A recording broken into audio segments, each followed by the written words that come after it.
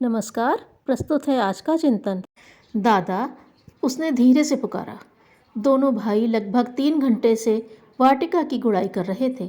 आश्रम के उपवन में उन्हें इस तरह काम करते देख प्राचीन काल के श्रमनिष्ठ ऋषि की कल्पना साकार हो उठती है। लगता है जैसे क्रियावान ने एष ब्रह्मविदम वरिष्ठः वाणी वाली मुंडक की श्रुति साकार हो उठी। उसे बड़ा नाज था अपने अग्रज पर। वही क्यों, सारा देश इस लघु कलेवर में तप, ज्ञान, भक्ति व कर्म की विभुता को साकार देखता था। फिर जबकि देश स्वतंत्र हो गया, कांग्रेस के सभी जन किसी न किसी महत्वपूर्ण जिम्मेदारी को संभालने में जुटे हैं। दिल्ली में पदों का बंटवारा चल रहा है। भाई यहाँ गुड़ाई में मस्त है। वह भी तो गांधी जी के निकटतम सहयोगियों में रहे हैं।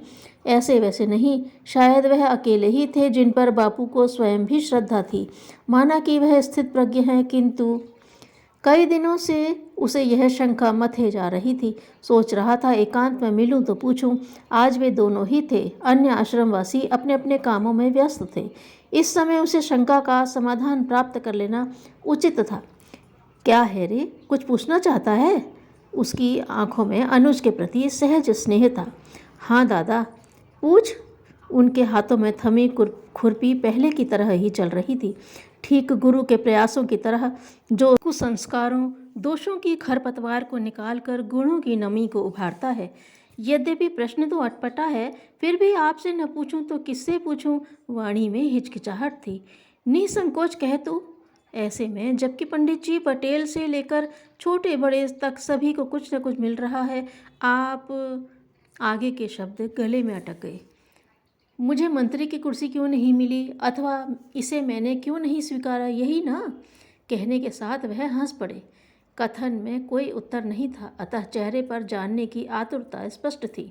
सुन, किसी भी क्रांति अभियान की सफलता के बाद क्रांतिकारियों की जिम्मेदारी पहले से अधिक बढ़ जाती है। सफलता के बाद की जिम्मेदारी पहले से अधिक? उसे यह अटपटा कथन शायद समझ में नहीं आया। हाँ, इस अवसर पर उन्हें 2 वर्गों में बंटना चाहिए। पहला वर्ग बदली हुई व्यवस्था संभाले, जनजीवन में बदलते परिवेश के अनुरूप नए प्राणों का संचार करे। दूसरा वर्ग अपने को महाशिल्पी के रूप में समझे, नए संभालने वाले गढ़े, उन्हें सुरक्षा प्रदान करे और समाज को समर्पित करे। यह दूसरा काम तो कुछ ज़्यादा ही कठिन लगता है ना? ठीक कहता है तू। और हर क्रांति के साथ दुर्भाग्य रहा है कि लोगों में इस काम के लिए उमंग नहीं जगी। फलतः परिवर्तन के बाद की आशाएं, अपेक्षाएं धुंधली पड़ती जाती हैं। घूम फिर कर वही दशा वापस लौट आती है। इस बार भी कुछ ऐसा ही दिख रहा है। उसका मन किसी अज्ञात आशंका से भयभीत हो उठा। अरे चिंतित मत हो, नियंता सब संभाल लेगा। उन्होंने भाई की ओर प्यार भरी दृष्टि से ताका। इस बात को और गहराई से समझ। ये दोनों वर्ग समाज रूपी वृक्ष में फूल और कांटे की तरह हैं। फूल समाज देवता के सिर पर चढ़ता सम्मान पाता, पर कम ही हैं जो इस यथार्थ से वाकिफ हैं कि उसे यह स्वरूप और सौंदर्य कांटों ने दिया है। कांटों ने? अनुज ने आश्चर्य से अग्रज की ओर देखा। हाँ, कांटों ने, जो देश और जाति के दुखों में भाग ले सकते हैं, सुख और दुख पैदा करने वाले उपजा सकते हैं, वह पर स्वयं जिनने सुखों का त्याग कर दिया है।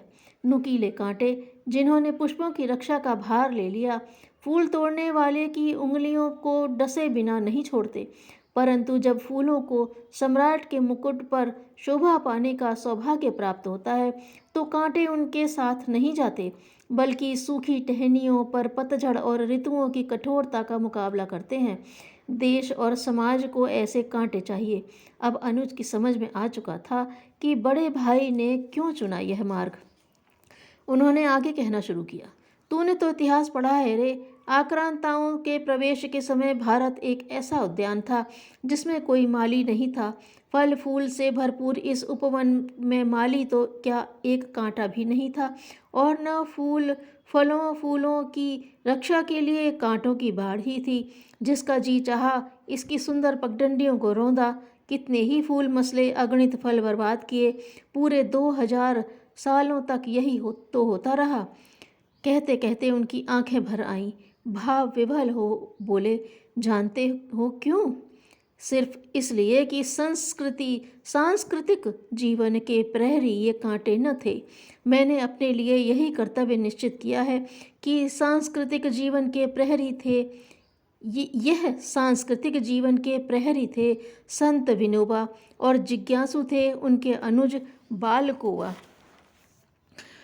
अध्यात्म का पहला शिक्षण यही है कि मनुष्य अपने को समझे, यह सोचे कि मैं कौन हूँ, क्यों बना हूँ। धन्यवाद।